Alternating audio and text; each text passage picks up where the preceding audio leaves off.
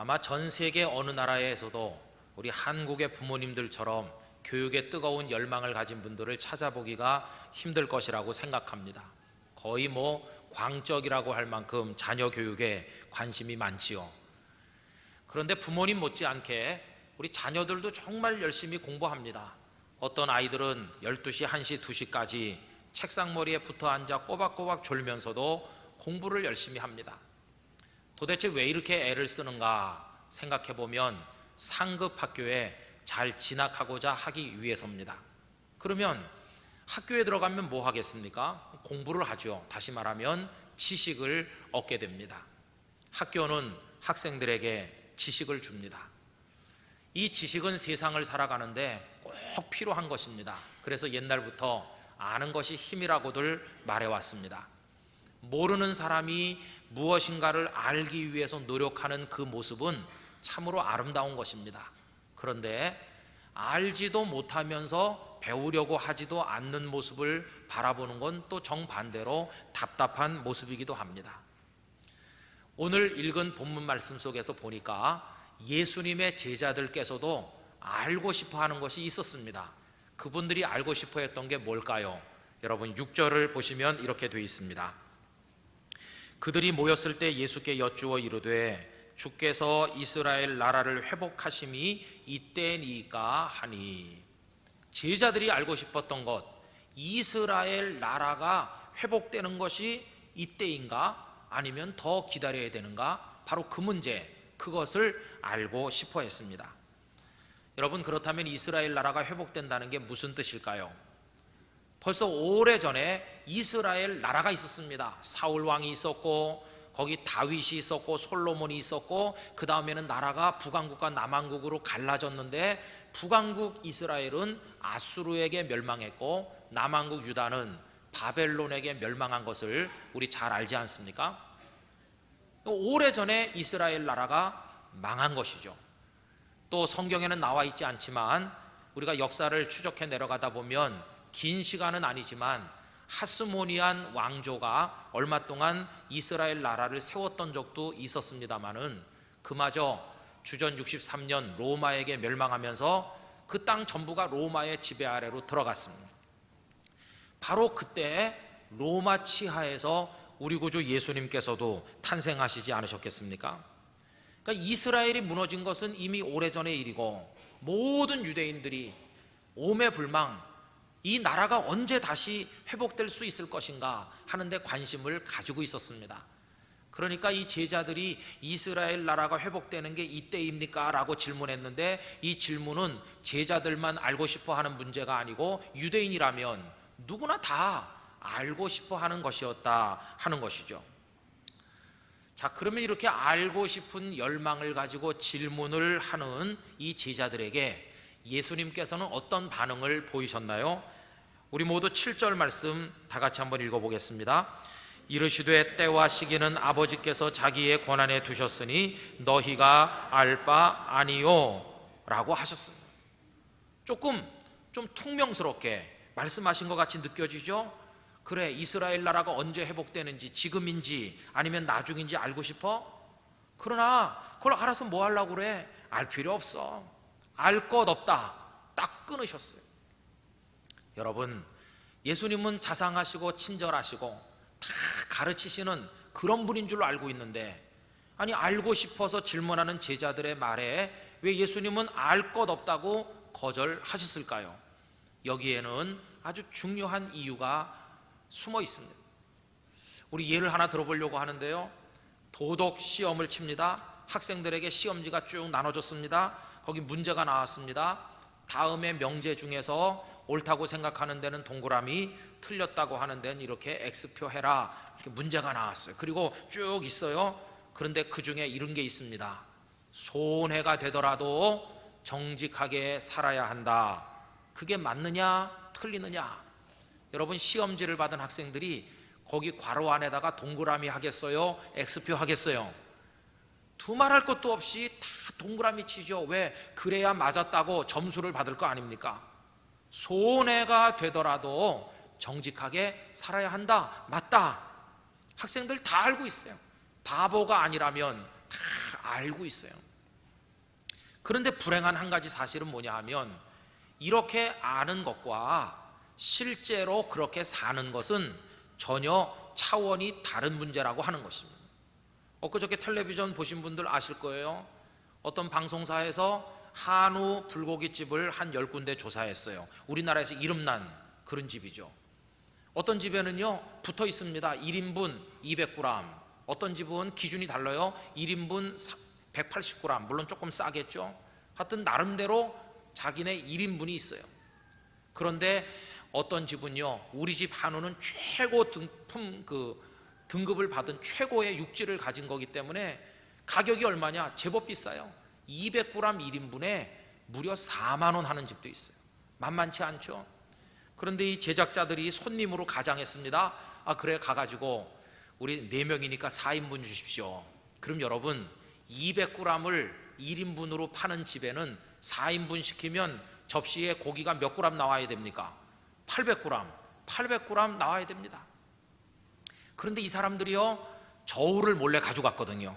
그래가지고 밥상 밑에 저울 놓고 고기 나온 걸 전부 그 위에 얹어가지고 도대체 이 집에서 몇 그램 줬나, 800g 맞게 줬나 조사를 해본 거예요. 그랬더니 1인분에 4만 원이나 하는 그 집에서 몇 그램 줬는지 아십니까? 800g 줘야 되는데 570g인가.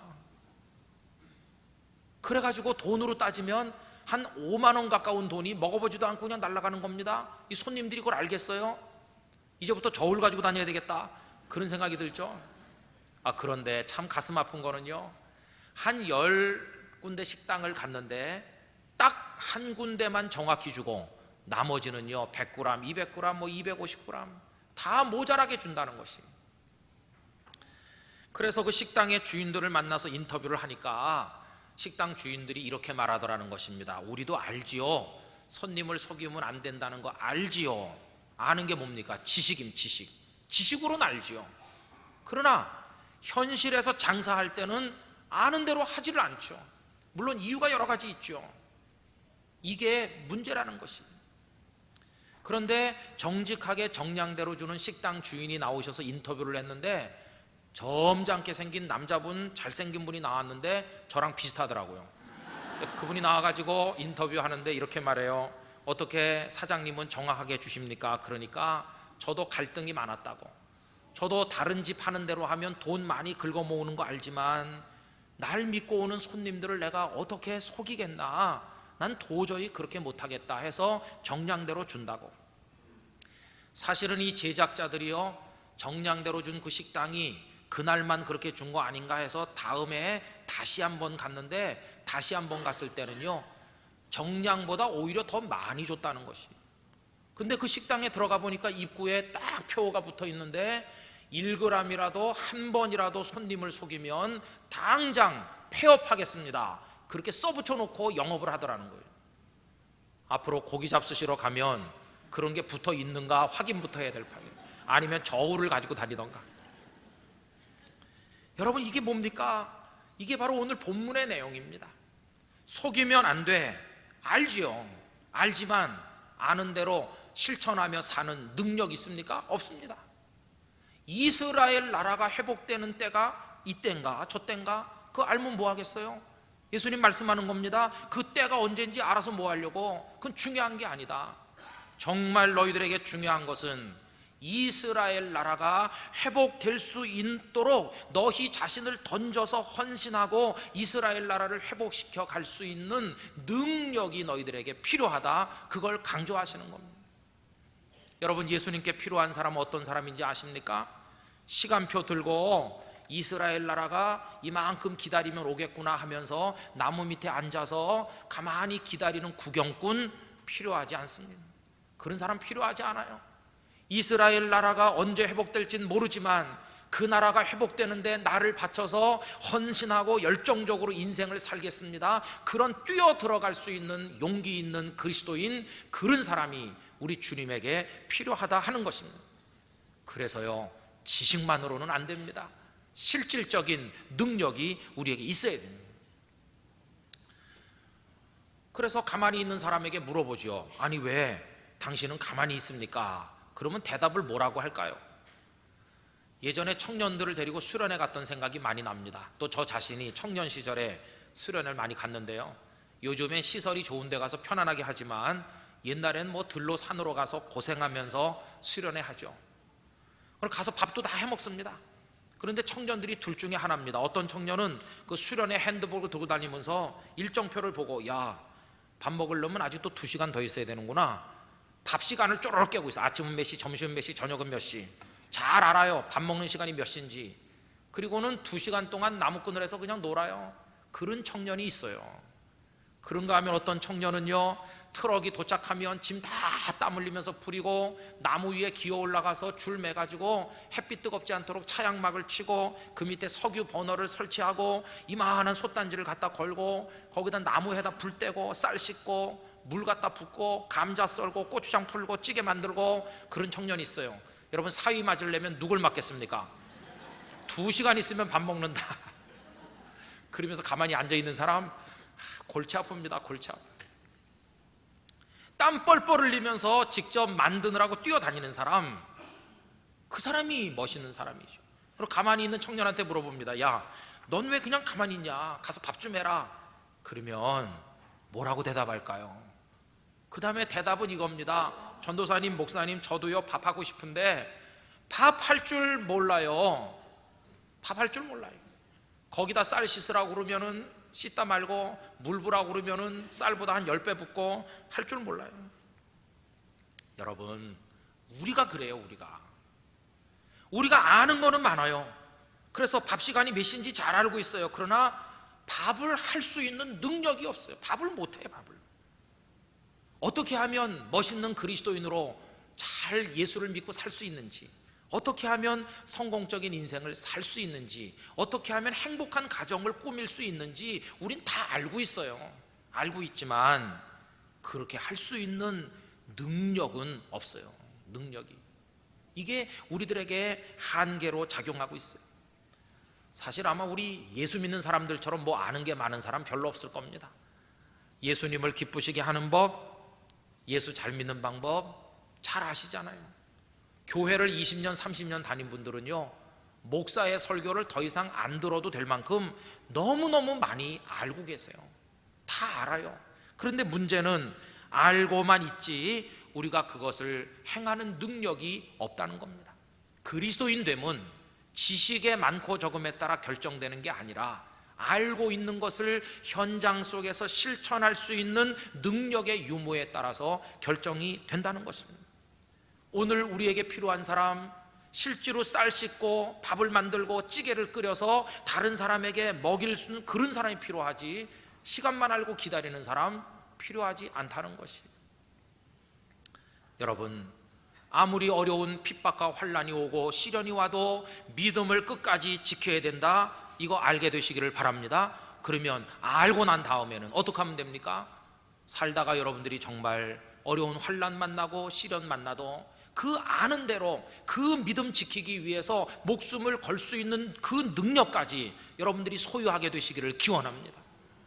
사랑해서 결혼했으면, 뭐 어떻게 결혼했든지 간에 부부가 됐으면 남편이 실패하고 부인이 병들고 혹은 여러 가지 문제가 있어도 끝까지 그 곁을 지켜야 된다는 거 우리 알고 있잖아요. 근데 알고만 있으면 안 되고 실제로 살다가 그런 마음 아픈 일이 생기더라도 끝까지 사랑의 남편, 아내로 그 자리를 지킬, 그래서 배우자의 역할을 감당할 수 있는 그 능력, 그것까지 가지게 되시기를 바라는 것입니다. 용서해야 된다는 거 우리 다 알잖아요. 그런데 손은 내밀지 못하잖아요. 바로 이 갈등이 우리를 얼마나 초라하게 만듭니까? 손 내밀어 용서하고 화해하지 못하면 용서해야 된다는 그 지식이 오히려 양심을 찔러서 우리를 얼마나 고통스럽게 하는. 그래서 이제는 명제를 바꿀 때가 됐어요. 아는 게 힘이다. 아닙니다. 아는 것을 행동할 수 있는 그 힘, 그게 진짜 힘인 것입니다. 경건의 모양만 있어서는 안 되고 경건의 능력을 가져야만 될 것입니다. 그렇다고 한다면 이런 실질적인 능력은 도대체 어떻게, 어디서 얻을 수 있는 것입니까? 그게 문제겠죠. 예수님께서는 이스라엘 나라가 언제 회복되는지에 대해서는 대답하지 않으셨지만 이스라엘 나라를 회복시키기 위해서 그들 자신을 던져 넣을 수 있는 그 능력을 얻을 수 있는 방법은 가르쳐 주셨습니다.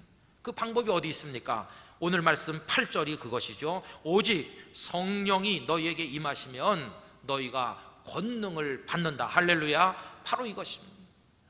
이스라엘 나라를 회복시키는 일에 참여하고 헌신하면서 아름다운 그리스도인으로 승리할 수 있는 능력을 가져야 되는데, 이 권능을 얻을 수 있는 비결, 그게 뭐냐? 성령님을 받는 것이다.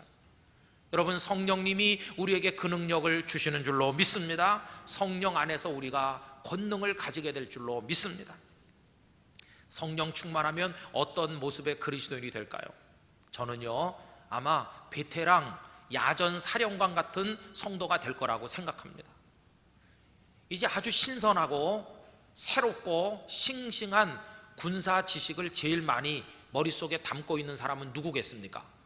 이제 갓 사관학교 졸업하고 여기 소위 계급장 하나 달고 임관한 햇병아리 소위가 지식은 많이 알고 있겠죠. 엊그저께까지 배웠으니까요. 그러나 이런 젊은 소위가 총알이 빗발치듯 쏟아지는 전투 현장에 나와서 제대로 싸울 수 있을까요? 아닙니다. 겁에 질려서 뭘 해야 될지 모르고 참호 바깥으로 고개도 못 내밀 것입니다. 아마 땅에 웅크리고 가만히 있을 것입니다. 많은 새로운 지식이 있어도 소용없어요. 그러면 누가 그 현장에서 정말 강한 전사인가? 사관학교 졸업한 지 너무 오래돼가지고 그 교실에서 배웠던 새로운 지식은 다 까먹었지만, 그러나 이 총알 속에서, 폭탄 속에서도 어떻게 살아남는지, 어떻게 싸우는 건지, 어떻게 이기는 건지를 체질화해서 알고 있는 이 야전사령관, 그 야전의 냄새가, 그 야성이 물씬 풍겨나는 바로 그런 사람, 이런 사람이 전쟁터의 승리자가 되는 거 아니겠습니까? 여러분, 우리도 그렇습니다. 저는 우리 영도중앙교회 성도들이 영적 야수성을 가지게 되기를 기원합니다. 어떤 문제도 이길 수 있고, 어떤 어려움도 극복할 수 있고, 어떤 시련 속에서도 믿음을 지킬 수 있는 그런 능력, 우리 모두의 것이 되기를 간절히 기원하는 것입니다.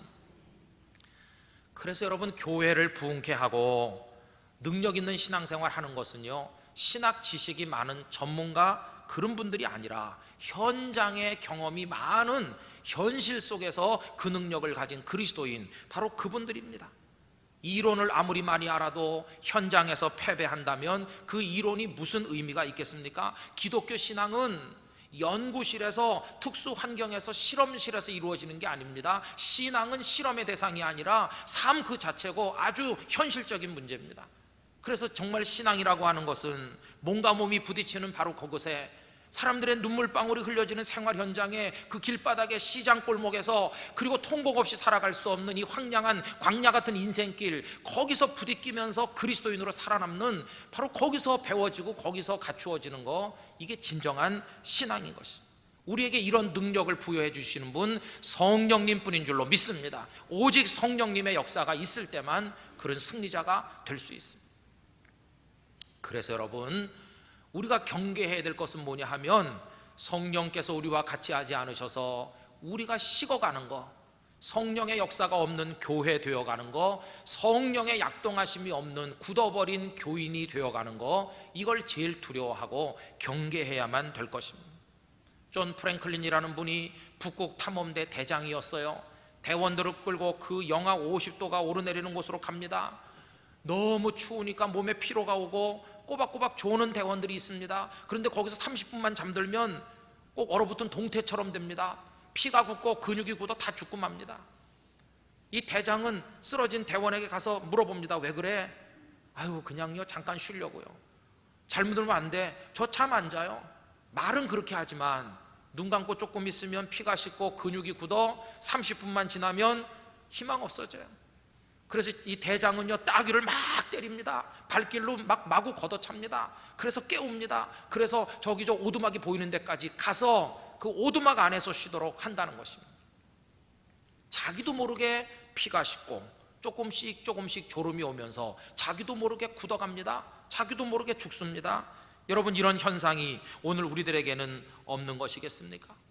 서서히 영적 근육이 굳어가는 교인들, 피가 식어가는 교회, 그래서 주님을 위해서 일어나지 못하는 사람들 얼마나 많습니까? 겉으로야 뭐 잘 되는 것 같죠. 주일마다 예배 잘 드리지, 뭐 우리 교회 재정 그런 대로 잘 돌아가고 있지, 그저 뭐 봉사도 하고 다 잘 되고 있어요. 적당히 쓸만한 시설도 있고 괜찮다고 그래요. 그러나 이미 다리부터 얼어오기 시작하는 걸 자기는 잘 모르는 것이에요. 이게 오늘 우리들의 문제인 것입니다. 성도 여러분, 저는 여러분들에게 말씀드립니다. 이렇게 식어가면 안 돼요. 이걸 경계하고 다시 회복돼야 될 줄로 믿습니다. 우리 모두 다시 뜨거워지기를 기원합니다. 불같이 우리의 심령이 타올라야 됩니다. 여러분의 근육이 다시 회복될 수 있기를 바랍니다. 다시금 펄펄 끓는 성령의 능력을 얻게 되시기를 진심으로 기원하는 것입니다. 이 영적 회복이 얼마나 소중한지. 어떻게 하면 성령에 충만한 사람이 될 수 있습니까? 성경은 그 여러 가지 방법을 보여주는데 오늘 본문이 그 한 가지를 말해주고 있습니다. 예수님 승천하신 다음에 제자들이 감람산에서 예루살렘으로 와서 흔히 마가의 다락방이라고 하는 다락방에 다 같이 모였습니다. 그리고 그분들이 성령의 사람이 되기 위해서 한 것이 뭔가 하나 있는데 그게 뭐였습니까? 기도였습니다. 14절 우리 소리를 내서 다 같이 읽어보겠습니다. 여자들과 예수의 어머니 마리아와 예수의 아우들과 더불어 마음을 같이하여 오로지 기도에 힘쓰더라. 아멘. 여러분, 바로 이것입니다. 그들은 간절히 오직 한 가지 제목을 놓고 성령의 충만함을 얻기 위해서 기도에 몰두하였습니다. 그 결과 사도행전 2장에 하나님의 성령이 불같은 모습으로 바람같은 소리와 함께 그들에게 강하게 임하지 않았습니까? 다음 주일이 성령 강림 주일이니까 오늘 바로 이맘때는 그들이 다락방에서 기도하던 때입니다. 저는 우리도 그렇게 해야 된다고 믿습니다. 우리 모두 기도의 사람이 되기를 소원합니다. 그래서 능력을 얻게 되기를 원합니다. 소중한 새벽기도 시간을 사탄에게 빼앗기시지 않게 되기를 부탁드립니다. 여러분 홀로 주님과 교통하는 개인적인 기도 시간이 더 풍성해지시기를 축복합니다. 성도들이 마음과 소리를 모아 같이 외치며 기도하는 그런 수요 예배 이후의 기도, 금요 기도회를 여러분들이 사랑하시기를 바랍니다. 우리 존재 안에 성령의 기름이 충만하게 부어지도록 하나님 앞에 엎드리시길 바랍니다. 우리의 의지, 판단, 우리의 생각들, 어떤 결단과 용기, 우리가 가야 될 방향, 행동의 내용들, 이 모든 것들이 성령님 안에 붙들릴 수 있도록 기도하실 수 있기를 부탁을 드리는 것입니다. 성령의 사람. 이제 다시 처음 얘기로 돌아가 봅시다. 이스라엘 나라가 언제 회복되는지 그 아는 게 중요한 게 아니고 그 나라 회복을 위해서 나를 바치는 게 중요한데, 그 능력이 중요한데, 그럼 이스라엘 나라는 어떤 방법으로 회복하는 겁니까?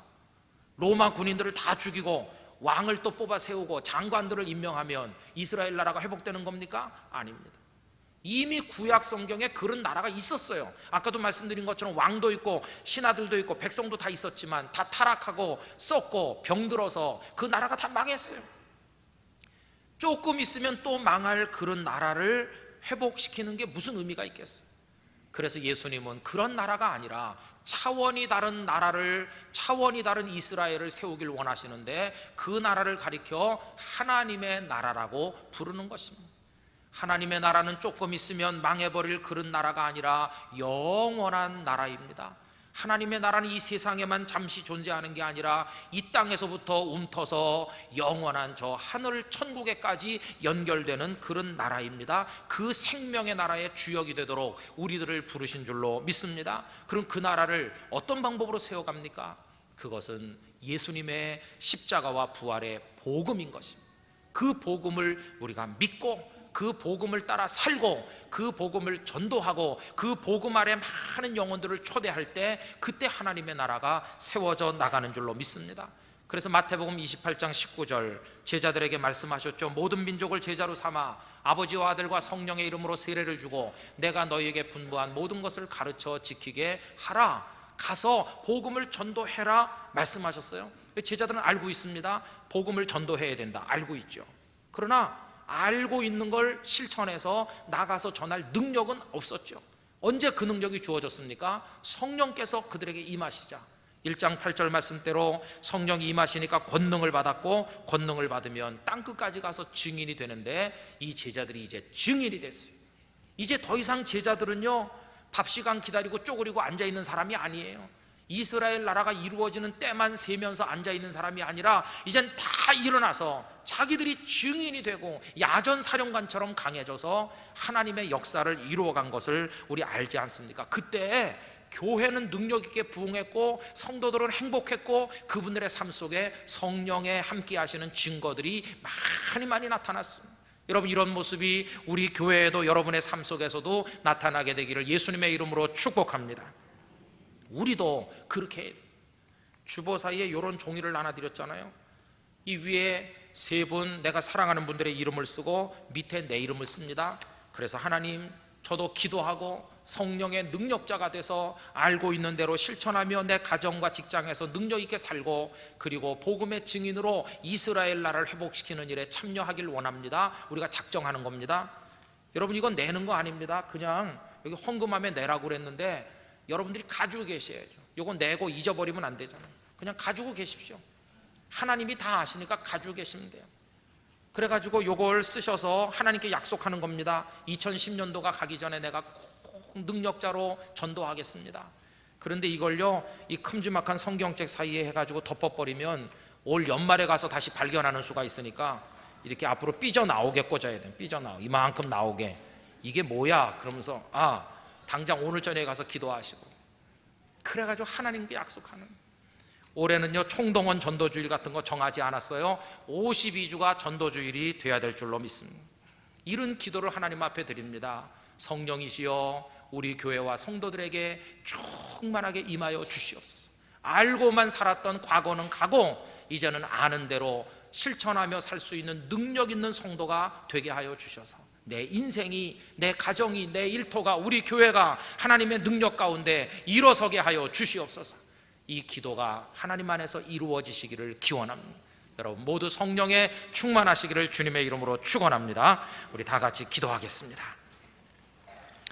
이 시간 마음을 다해서 이렇게 기도합시다. 기도하게 해주세요. 성령의 능력자가 되게 해주세요. 아는 대로 복음의 증인 되게 하시고 아름다운 인생을 살게 해주세요. 우리 교회 성령 충만함을 주시옵소서. 다 같이 소리내서 기도합시다. 하나님 아버지 감사합니다. 이 시간에 저희들이 하나님의 말씀을 붙들고 같이 기도합니다. 다락방에 모였던 제자들이 열심히 기도한 것처럼 저희도 기도하게 해주시길 원합니다. 성령의 사람이 되게 해주시길 원합니다. 알고만 앉아있는 사람이 아니라 이스라엘 나라의 회복을 위하여 저희 자신을 던져 넣을 수 있는 실천하고 움직이고 행동하는 그리스도인이 되게 하여 주시기를 원합니다. 아버지 하나님이여, 복음의 증인 되길 원합니다. 우리도 전도하기를 원합니다. 양심에 따라 믿음에 따라 살 수 있는 능력을 얻게 되기를 원합니다. 아버지 하나님, 영도중앙교회와 성도들이 성령의 충만함을 얻게 되기를 원합니다. 아버지 하나님, 성령 강림주의를 앞두고 이 말씀을 나누었으니 이 한 주간 동안 우리 교우들의 마음에 감동하시고 역사하여 주시옵소서 믿습니다. 아버지 하나님, 이미 너무나 많이 알고 있지만 알고 있는 것으로 끝내는 비겁한 패배자로 살아온 것을 용서해 주옵소서. 이제는 그것을 실천할 수 있는 능력이 있게 하시고 그 능력을 성령님 안에서 얻게 하시고 이를 위해 날마다 기도하게 하여 주시옵소서. 아버지 하나님, 그래서 알고 있는 대로 복음도 전하고 직장생활, 가정생활 잘할 수 있는 능력자가 되어 교회와 성도들이 성령의 충만함을 입고 이 마지막 시대에 불같이 부흥되어 타오르도록 주여 우리를 축복하여 주시옵소서. 예수님의 이름으로 기도하옵나이다. 아멘.